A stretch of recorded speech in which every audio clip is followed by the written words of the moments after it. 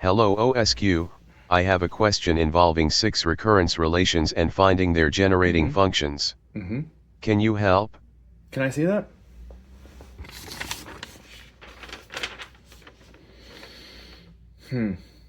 Yeah. Oh, I've seen this before.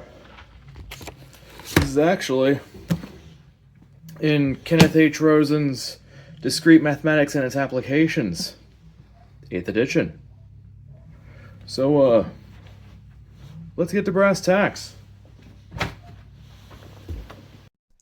So, for those of you coming into this topic just from the aforementioned textbook alone, I want to put down just some nuances and some phrases that I might be saying throughout this little answering session. To start, generating functions, right, have come pretty much off the advent of trying to answer the question of, is there any way to take what I've heard it called as this, and I've called it as this when I was growing up. So if you've heard of it called a different way, please let me know. But implicit recurrence relations, ones where we say a sub n equals some, like 2a sub n minus 1 and so forth, with some given initial conditions. And explicit recurrence relations, which are ones where it's like a sub n equals 3 times 2 to the n, right? Where you notice that there are no initial conditions, there are no dependencies on previous n minus 1s or any previous members of the sequence that our recurrence relation has. For the prior, you need to figure out the first one, then the second one, then the third one, all the way up until you get to your nth one. And for the latter, you just plug in n and the job's finished. And while we have a lot of ways to move directly between the two, from an algebraic level, right? In high school grades or secondary school grades, you may encounter ones where you're shown a formula for such, or you just notice a pattern and it always works for such. There comes a point where sometimes you encounter something so ugly, so crazy, that generating functions kind of became the medium to manipulate our implicit recurrence relation and rearrange it to discover our explicit recurrence relation. Now, in reality, you can, from an explicit recurrence relation, discover or work backwards to discover what generating function would have created that. And in many cases, you can even kind of go backwards to a definitive implicit recurrence relation. That second part is not nearly as pretty as all the rest, so that's why I leave that as a dotted line. The question that specifically we are going over, right, which is number 5 of chapter 8.4, that is a lot more focused on going from an explicit recurrence relation back to its generating function that would have created that. And to continue, I want to discuss one major notational difference from what I say versus what the book shares. And I'm not going to raise apologies or anything like that to explain this, but for the sake of consistency and for the sake of other answers that will come up on this channel, and if you've seen the other answers, you can skip ahead to when we actually begin the work. I want you to understand that in the book, they refer to g of x as our generating function of a sub n, which is, of course, the sum over all n's for a sub n times x to the nth power. Right? Our notation for our notes, our discussion, and for this channel will be that a of x is our generating function of a sub n, where our summation of n, or rather our summation over n, will be a sub n times x to the n. And you may see in other topics that we modify this to be exponential or modify this to be in other formats, but for now we'll pretend we're dealing with an ordinary generating function. And g of x instead gets a new definition. And that definition is 1 over 1 minus x, which, as you know, for absolute x bound between 0 and 1, that is the same as the summation from n equals 0 to infinity, oftentimes written as n greater than or equal to 0, x to the nth power, right? Which is more popularly known as our geometric series. Hence why I insist that the g, in our case, will be for geometric series. With that said, let's get right into the action. Starting with our problem, right, which is asking us to move from an explicit generating function in part A sub n equals 5 for all n greater than or equal to 0. We want to get an a of x, right? We want a of x such that it's going to be the sum for all n, right? Or better phrase, right? The sum for n greater than or equal to 0 of 5x to the n, right? Because this explicit recurrence relation is no different than the sequence of infinite 5s. So we want to get to this. And in most cases, at least for the beginnings of generating functions, we usually want to manipulate the geometric series to our advantage because the geometric series already has x to the n included. Well, we know that g of x is just our infinite sum of x to the n. Then 5g of x would be 5 times this infinite sum. And just like distributing over any summation, right, over any addition, that's the same as adding 5 times our x to the n. And lo and behold, that's our a of x. But most textbooks, and most professors especially, don't want the summation notation. They want the function notation. And while yes, an infinite summation could be a function and is a function in many cases, we want something a bit cleaner.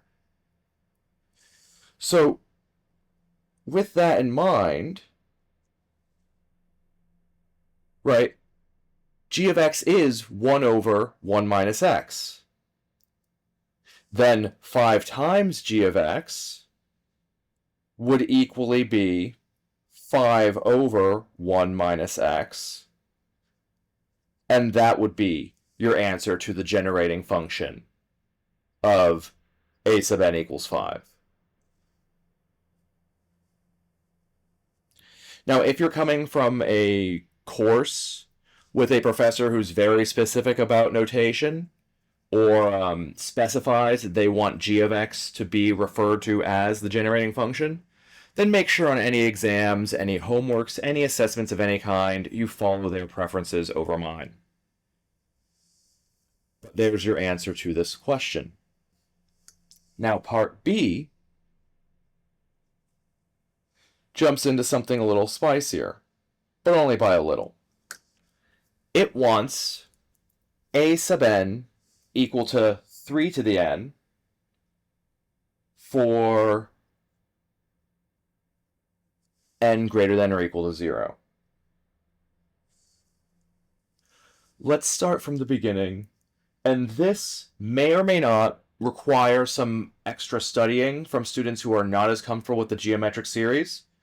If you wish for some questions answered that are related to the geometric series, leave a comment, leave, some sort of feedback. That way I can jump into that. So,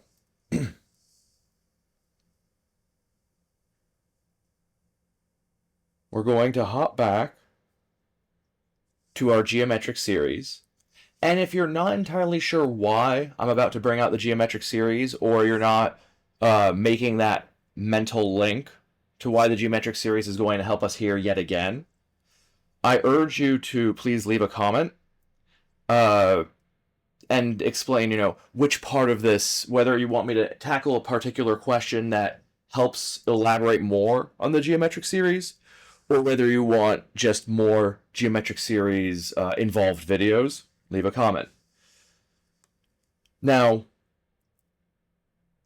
we just got through saying that this applies for all such x, right? That x is nicely bound, or its absolute value is nicely bound between 0 and 1. Well, there's another thing that we can do then.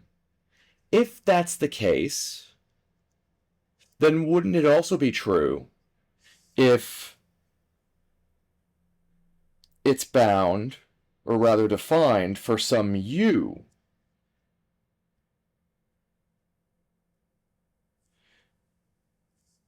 where u is still bound to those conditions? Then let's do something interesting. Suppose u was 3x. And if you're already familiar with this, skip ahead. But if u was 3x, then g of 3x would be 1 over 1 minus 3x, which would be the summation of 3x to the nth power. And using our distributive properties of exponents and multiplication, you would get 3 to the n, x to the n. And if we just circle back to the problem at hand, right, our goal was to find the sequence that matches this, right? 3 to the 0, 3 to the 1, 3 to the 2, so on and so forth. Then our answer is right in front of us. This is our generating function, because we have successfully gotten 3 to the 0 at x to the 0, 3 to the 1 at x to the 1, 3 to the 2 at x squared, so on and so forth. Then our generating function for this sequence is 1 over 1 minus 3x. And we know this works because we can define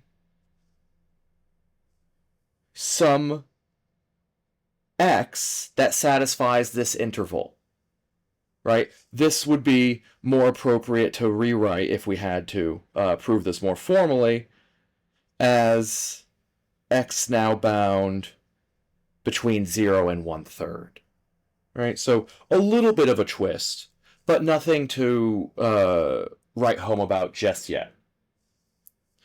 Now let's try the third one. The third one is asking us once again for a constant sequence. However, it's now telling us that it's only going to be 2 for values of n at least 3. Any values below that, it tells us outright, we wish for those to be 0. This still isn't the craziest thing in the world, because we can do manipulations to our advantage. However, once again, we're in a world where we have professors that have preferences, and some professors may not even know both of the popular ways to tackle this problem. I'll go through what could be viewed as the more rigorous way, which is a little bit slower, and then I'll use that rigorous method with a little bit of algebra to show that a quicker method and cleaner method does exist. So let's start. Once again, we know that from our previous work, 2g of x would give us 2 over 1 minus x, which is going to be analogous to our sequence of infinite 2's, which is one step away from what we really want, right? The only thing we want to do is eliminate these 3 2's. Now, don't lose sight of the goal here, or don't lose sight of the representation a generating function should have. We know that 2 over 1 minus x is no different than the infinite sum of 2 times x to the 0 plus 2 times x to the 1 plus 2 times x to the 2, so on and so forth. Then, if our goal is to, instead of, having everything have 2's, have every power of x except the 0 first and second power, then why not subtract both sides by those values? Then we would get 2 over 1 minus x minus 2 times x to the 0, which is just 2, right? Minus 2 times x to the 1 minus 2 times x squared equals, and I'm going to write this out just so it could be as clear and concise as possible, 0x squared plus 0x to the first plus 0x to the second plus 2x to the third plus 2x to the fourth, right? So 2x to the n in the future onwards to infinity. Well, that matches our goal sequence, right? That matches our goal sequence verbatim. Then we know that this, albeit ugly, expression would be a satisfying generating function. Now, I did this a little bit quickly. I didn't, go out and talk about the geometric series again, because we already did something similar for part A, right, with the value of 5 instead of 2. But now I'm going to do a little bit of algebra. I'm going to do a little bit of algebra in blue. Again, unnecessary to the problem if you were on an examination. Job's finished here. But if we want to, let's rewrite this in a way so that it can be one nice fraction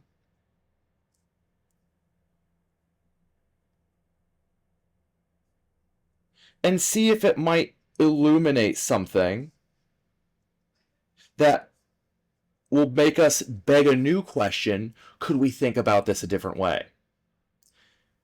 So when, bringing everything to the same denominator, you'll get 2 minus 2 plus 2x minus 2x plus 2x squared minus 2x squared plus 2x cubed all over 1 minus x. This cancels nicely, this cancels nicely, this cancels nicely. In fact, it seems very much like a telescoping kind of situation. And this simplifies to 2x cubed over 1 minus x. And so this also could have been, our a of x, our generating function, because our domain for what x works here has not changed. Right? We have not muddled with anything that our prior domain, right, x bound between 0 and 1, would or would not work. So the question is, well, this looks a lot nicer, and there's a strange coincidence here. I wanted to get rid of the first 3 terms of my sequence. And if I was a nosy student, I might say, well, I have a third power here. And as we get to this level of mathematics, these kinds of circumstances are rarely just coincidence. Right? You could try this again, do this on your own, even with removing only the first 2 terms, and you would notice there'd be an x squared left behind in the numerator. So let's take a moment and hearken back to our original geometric series, right? 1 over 1 minus x, which is the same thing as our summation for all n starting at 0 of x to the n, which can be rewritten as x to the 0 plus x to the 1 plus x to the 2 ad infinitum. Now, let's try something strange. Let's try multiplying, right? Because if we look at this, it's as if we multiplied by x cubed and 2. So let's just see what happens when I multiply by x cubed.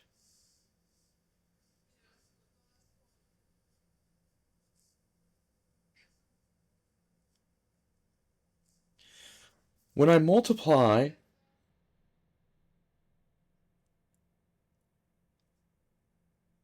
so we get this,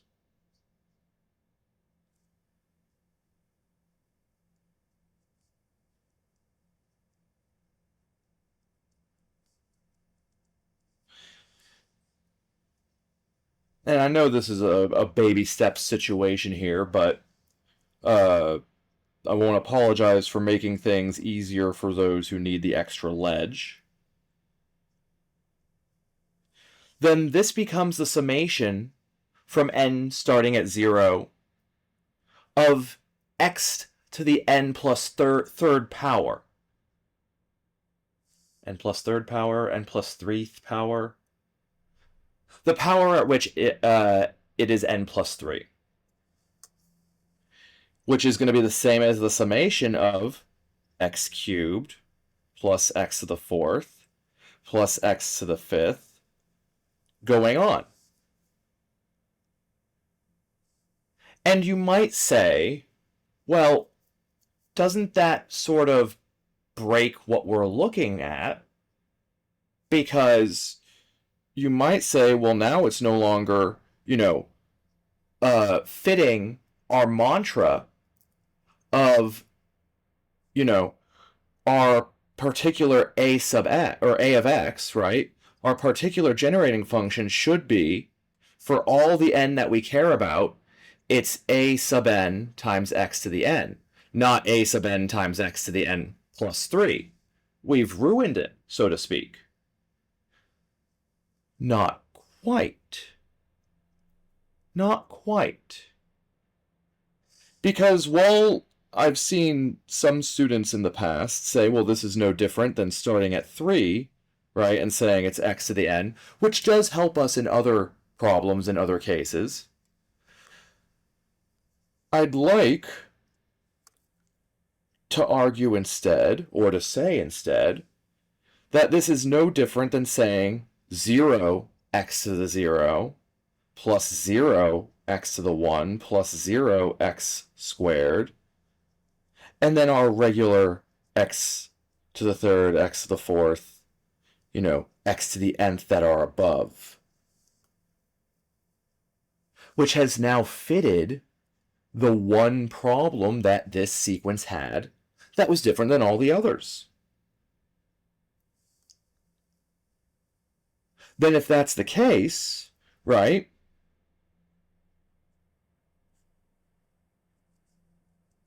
then all we need to do if we wish to continue with this is multiply by 2.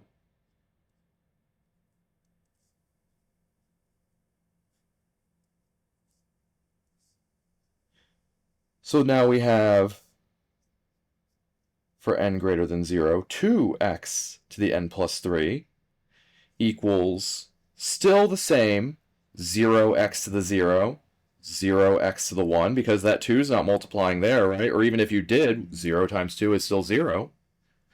And then 2x cubed, 2x to the 4th, continuing on with 2x to the n for those above. Then this, also satisfies our generating function request. And obviously we proved that this must satisfy back over here algebraically with extra work.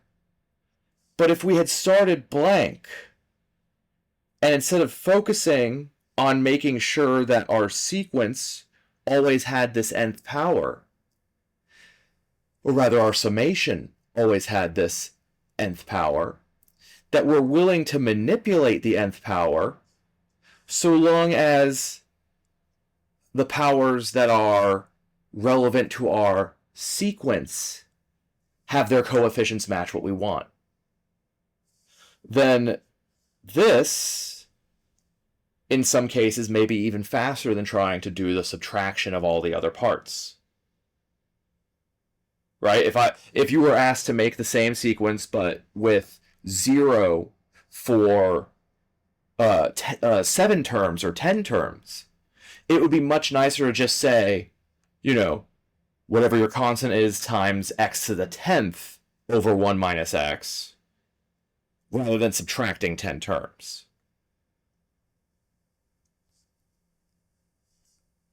And so that is part C.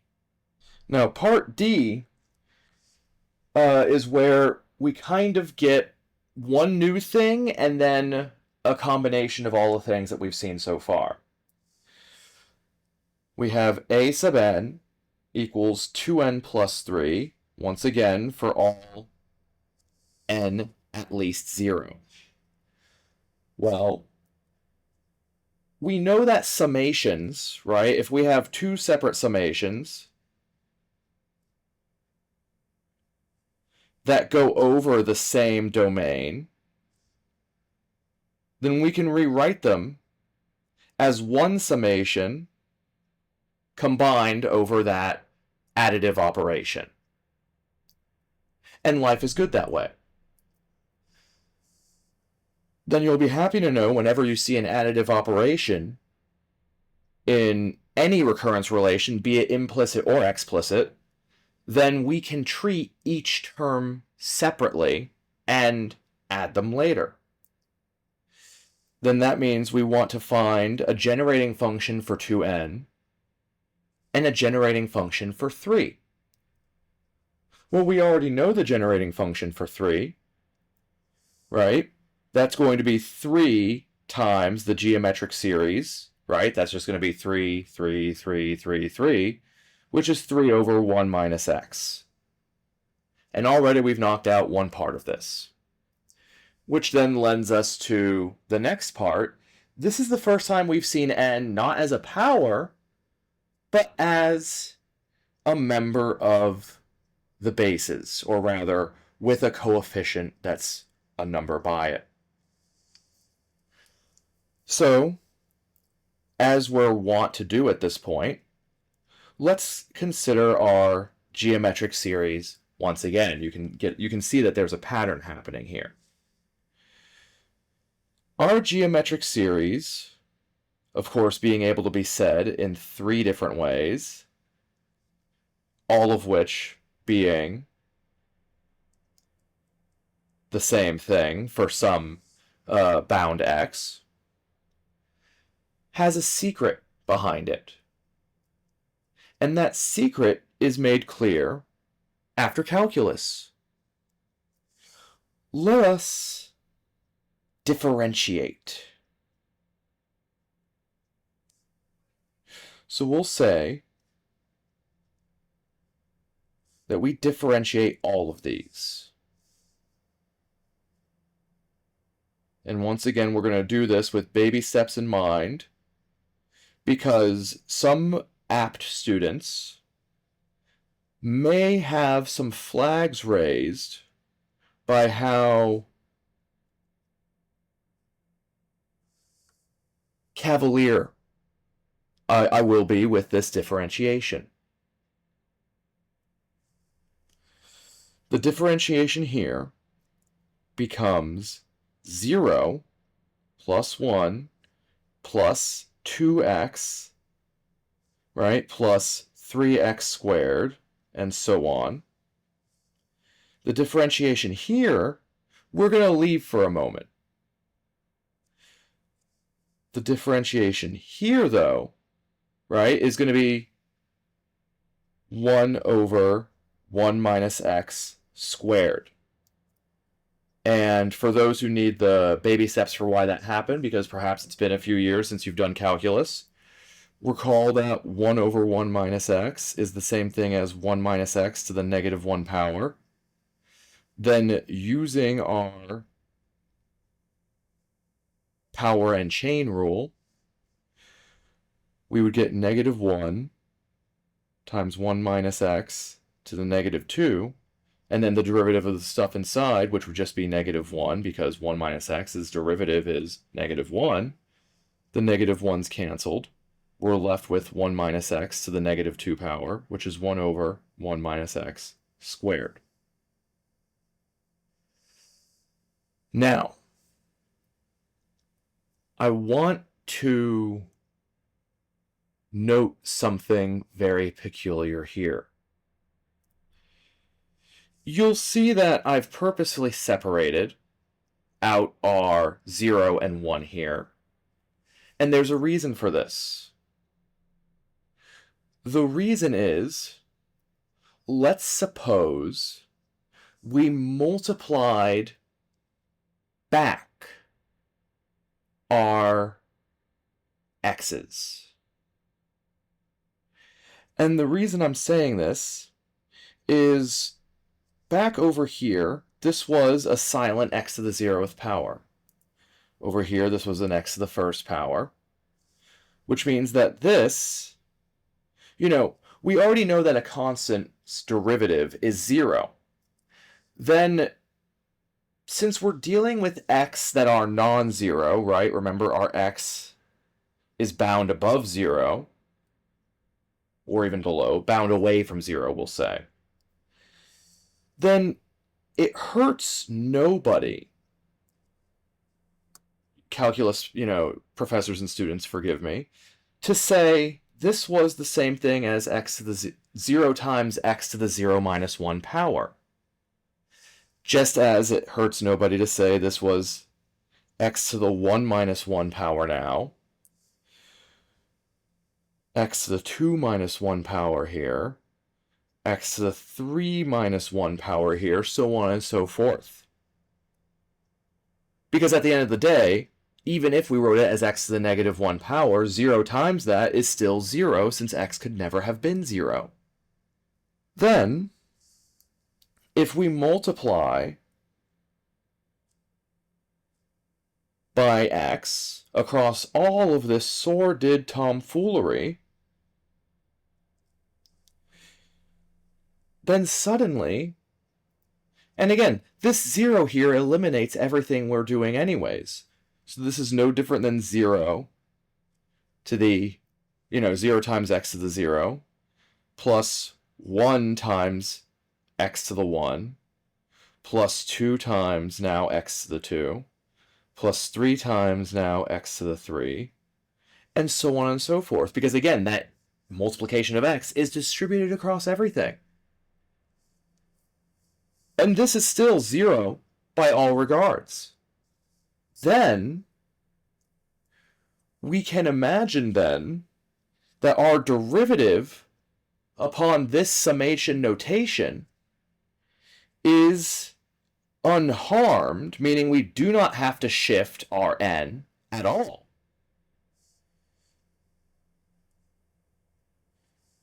Because when n is 0,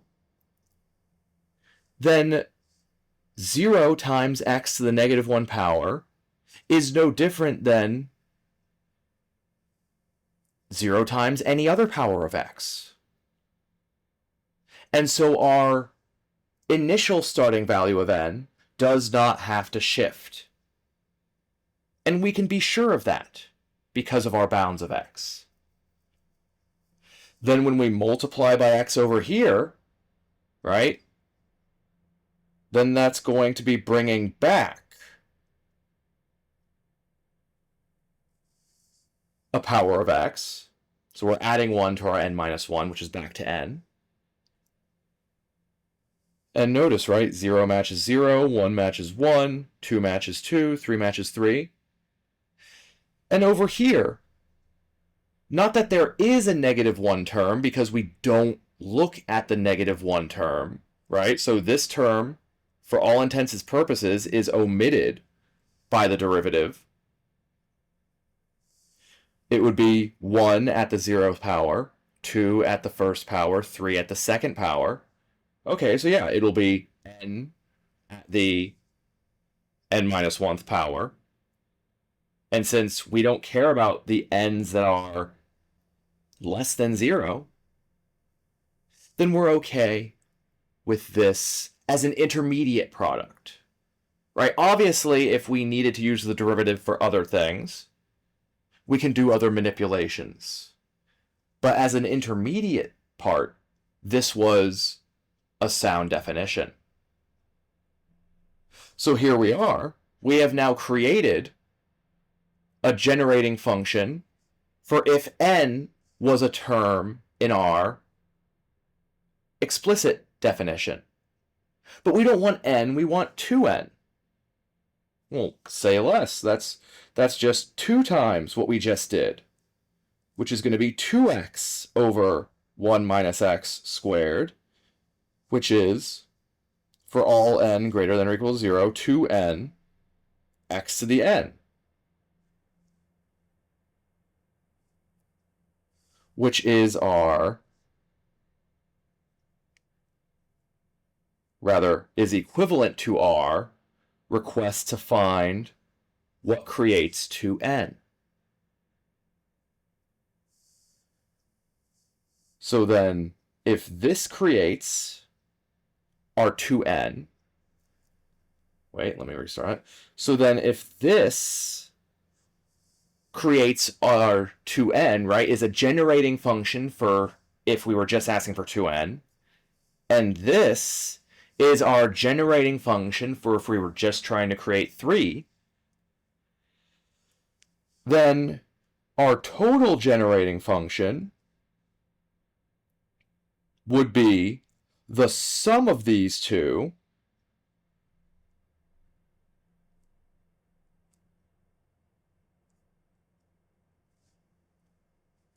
which, if you're worried I'm putting the cart before the horse, let's rewrite these, right, as our summation for n greater than or equal to 0 of 2n x to the n plus our summation for n greater than or equal to 0 of 3x to the n. Remember what we said before, if summations have the same additive domain, then we may combine them cleanly. And notice they have like terms, right? So if I were to take this in baby steps,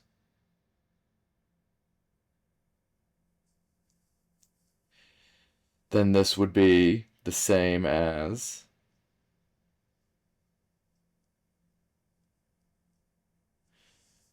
the summation of 2n plus 3x to the n, which we just said was the same as 2x over 1 minus x squared, plus 3 over 1 minus x, which equals which is our generating function for such an explicit recurrence relation. Now you might be saying, could we have done more with that? Could we have found something else that translates to a greater general form? And the answer is absolutely yes. But if you are one of those students or just learners in general who wants to do that, I implore you, stick to that notation. Don't try and combine the two fractions.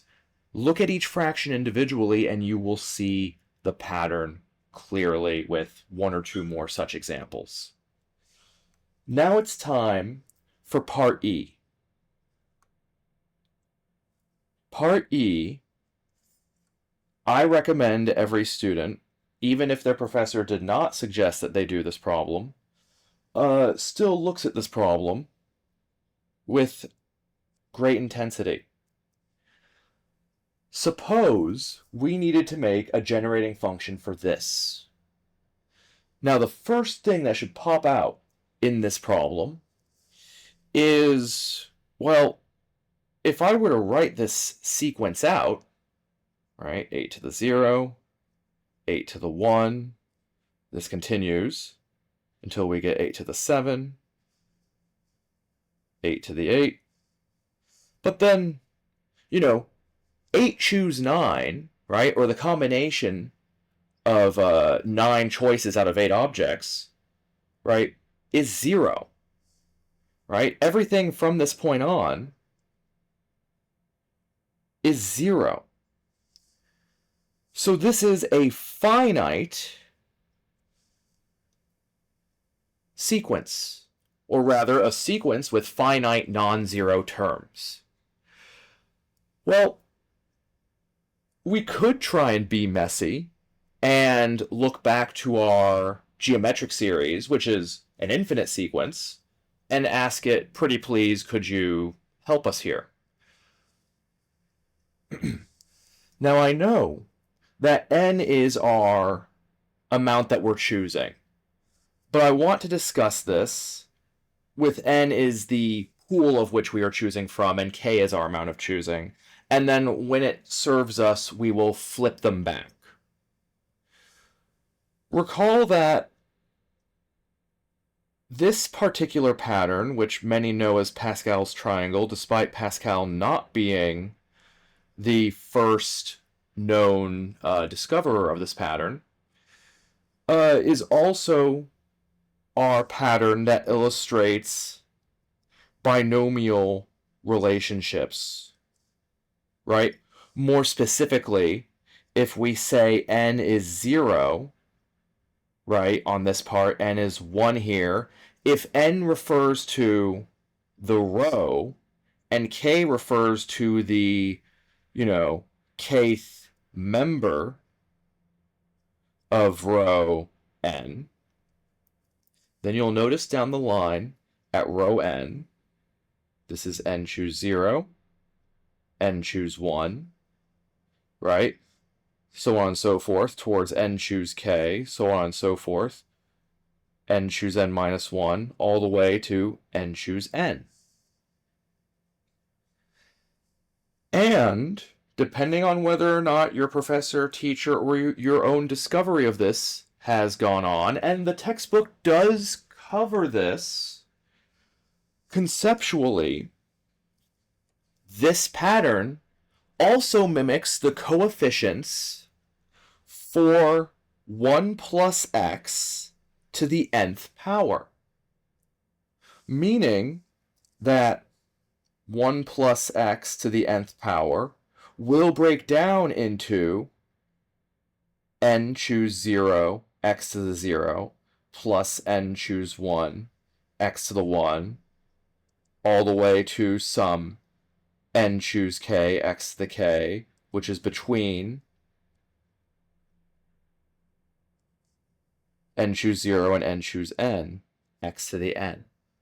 Well then, if that's the case, right, then if I were to try and go to n plus 1, right, if I were to try and ask, what is the coefficient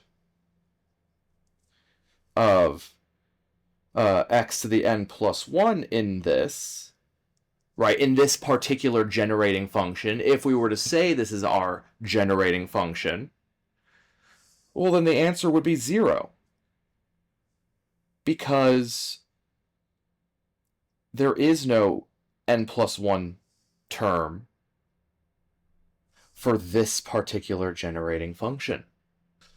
So then, returning to this idea, and I'll rewrite it just for the sake of giving us more space, of trying to find the generating function for 8 choose n, if we were to flip our n and k from what we were talking about before, right? So instead of saying n choose k,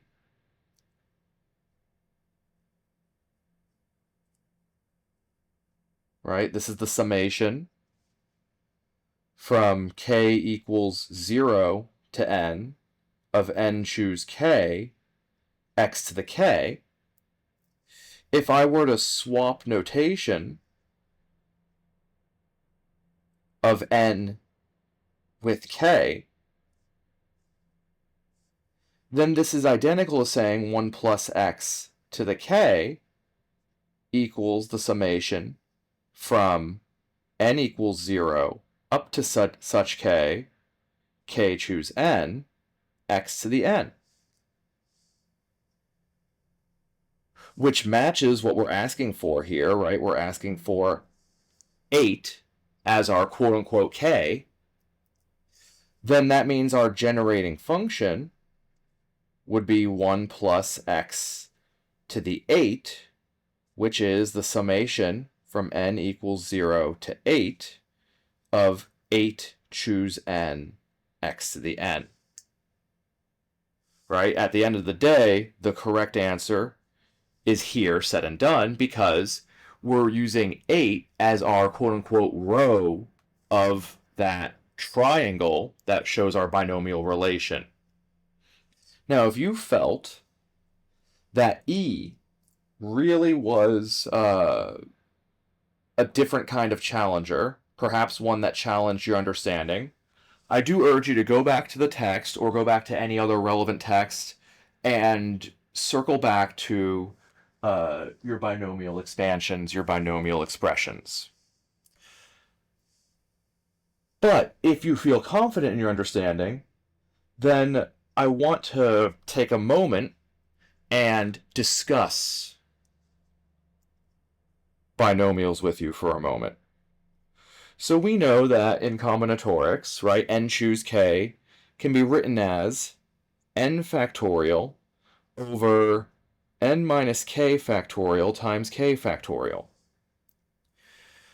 We can expand our notion of combinatorics to things beyond this, because normally this is true for n and k in the naturals,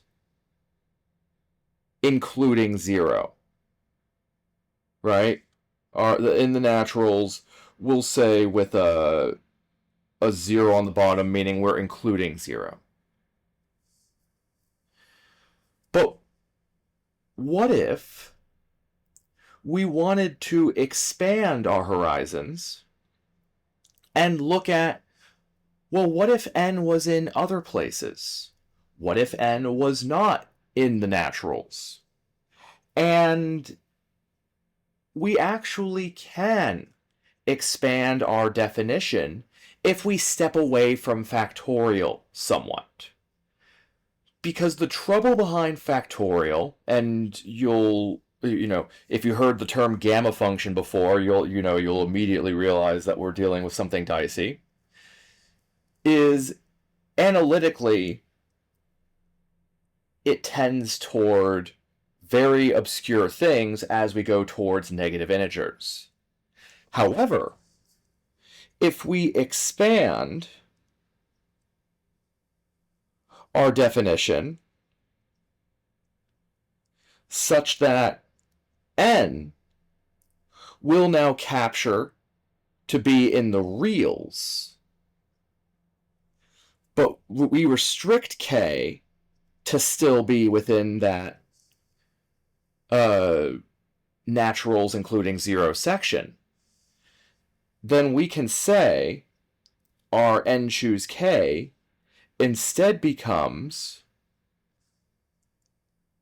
the product of n minus 1, n minus 1, n minus 2, all the way to n minus k plus 1, right, which is our normal way of trying to simplify the division of n factorial over n minus k factorial over just k factorial. And this gets rid of the problematic part of n in the negative integers. So then, quite simply, we can say that this is the product, if we want to save space, from j equals 0 to k minus 1 of n minus j over k factorial. And we'll get back to that in a second. I just want us to be on the same page. And again, the textbook covers it. Not necessarily with this product formation, but that's more so to save space on the board. And there's one thing that we have to fix, though, and that is, with this new expanded definition, the definition is now for k greater than 0, right? Still in the naturals, right? Still in the naturals. So I suppose if we really wanted to be pedantic, we could say for k in the naturals. And then otherwise 1 for when k is 0. So yes, tragically expanding our definition does result in us having to make a piecewise function. Now, with this in mind, we can now play around with negative n, right? Now, you may be asking, what's the point of all this? I don't see any negative values over here. Think of it as a secret weapon we will use for later. Now, if you were disappointed that our geometric series didn't show up before, you'll be happy to know that our geometric series is alive, well, and brimming with energy right here. Notice that our geometric series, right, which is equivalent to the summation of all of our powers of x, our infinite summation, mind you. If we were to raise it to some nth power, then that's going to be identical to 1 over 1 minus x to the nth power, which, if we were to now do a little bit of algebra, is equal to 1 minus x to the negative nth power, which, with another bit of algebra, is equal to 1 plus negative x to the negative nth power. And you might suddenly be noticing here we have 1 plus something that's not 1, which is matching our binomial expression back in E. And we have this negative n instead of whatever n was in E, right? It was 8 in E. Now it's negative n here. Then, since we've expanded our binomial equivalence, our binomial relationship, then we could rewrite g of x to the nth power is no different than our summation over non-zero k of negative n choose k, right? Notice now, since we've allowed n this freedom, we can let k be whatever it wants, even if it surpasses the magnitude of n. Of negative x to the kth power. Once again, if you're seeing that we have a k as our summation term rather than an n, and that's causing you a bit of concern since we want our answer to have n in the end, just remember we will pull off just what we did in E with that notational swap. So continuing, recall that so long as k is not 0, we can use our expression here to represent our expansion. And likewise, when k is 0, we would get negative x to the 0 power, which already is 1. So that would just be 1 times 1. So really, our expression does not get harmed. Let's rewrite this as our summation over k of this product from j equals 0 to k minus 1, right? Of k terms, right? The numbers of things or integers from 0 to some number minus 1 or k minus 1 is k products of n minus j over k factorial times negative x to the k, which we will be getting to. Some students may have already seen something that's going to pop out at us in a second, but let's tackle the uglier side of things first. Because the uglier side of things leads us to a correction. And that is, this is not going to be n minus j.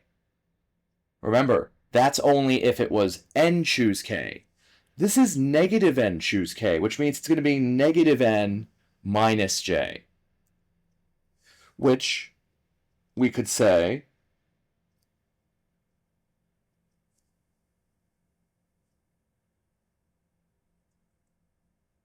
is negative 1 times n plus j over k factorial times negative 1 to the k x to the k.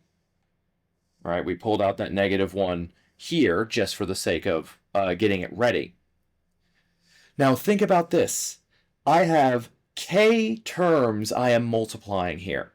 So that's -1 times -1 times -1 k times.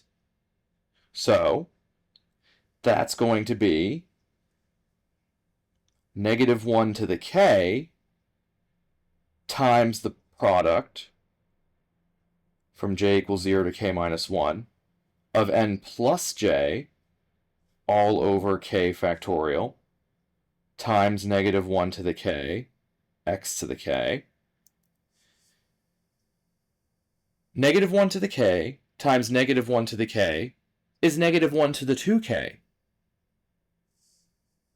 Right? -1 to the k squared, more specifically. Regardless of its positive or negative, anything squared in the reals is always positive. So this is always going to be +1. So it's going to vanish into nothingness and save us some headache. So that now we can say that this monstrosity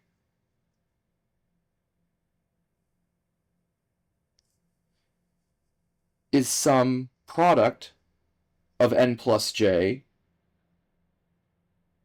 over k factorial x to the k. Now, let's free up our notation for a second, right? Because remember, when we're dealing with combinatorics and very often factorials, we usually start from the highest value and slowly go down to the lowest.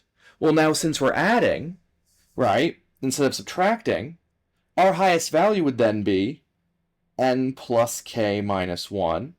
Then our second highest would be n plus k minus 2. And we'd be multiplying this all the way down to n. And this is all over k factorial.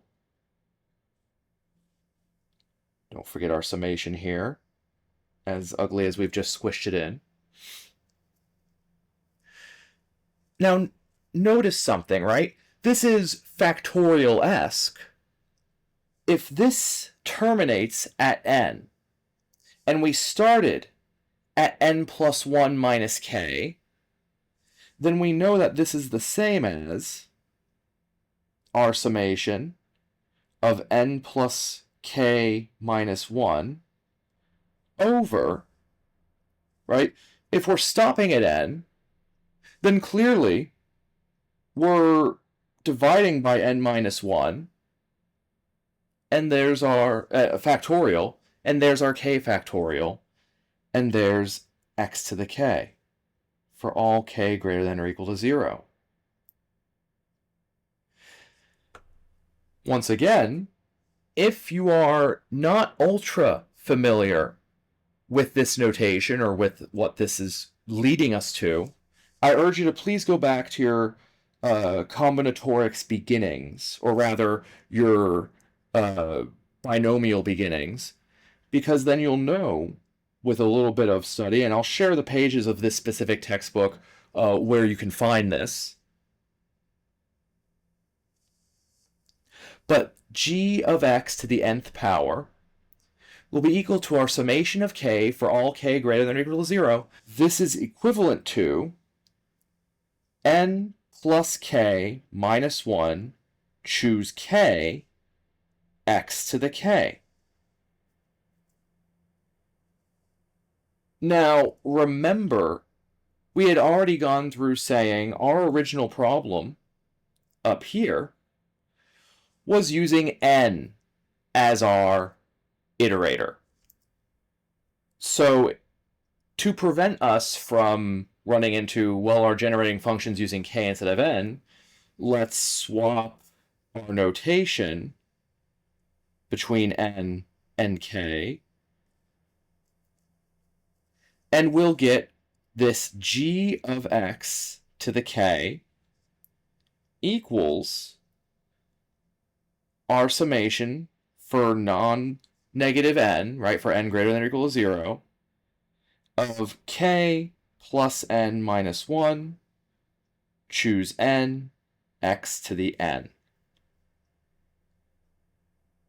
Recall, since our a sub n is n plus 4 choose n,